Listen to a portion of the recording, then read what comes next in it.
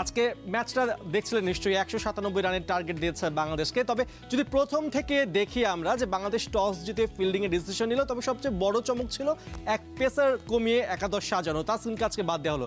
তবে তারপরেও আজকে আমরা দেখতে পেলাম যে তানজিম সাকিব যেভাবে ট্রু পেসে উইকেটগুলো দখল করলেন, সেখানটাতে কি মনে হয়েছে যে আমরা তাসকিনকে মিস করেছে কিনা? ডেফিনেটলি আজকে যখন খেলা দেখছি তখন কিন্তু তাসকিনকে দারুণভাবে অনুভব করছিলাম। আমরা এতদিন 3 পেস বোলার নিয়ে খেলেছি, আজকে যখন আপনার শুরুতেই 2 স্পিনার 2 এন্ডে বোলিং করছে, তখনই কিন্তু আসলে টিমের প্ল্যানিংটা কিন্তু বোঝা গিয়েছে যে স্পিন অ্যাটাকেই কিন্তু বাংলাদেশ এই ম্যাচে গুরুত্ব দিচ্ছে।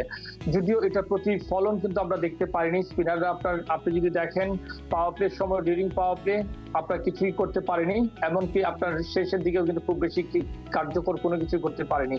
যে কারণে আপনি দেখেন যে মাহমুদুল্লাহ রিয়াদকেও কিন্তু 2 ওভার বোলিং করতে হয়েছে, যদিও রিয়াদ প্রায় প্রতি ম্যাচেই কিন্তু বোলিং করছেন। কাজেই আজকে মনে হয় যে 3 পেসার থেকে 2 পেসার নিয়ে আসাটা কতটুকু যৌক্তিক হলো সেটা কিন্তু আসলেই ভেবে দেখার অবকাশ রয়েছে।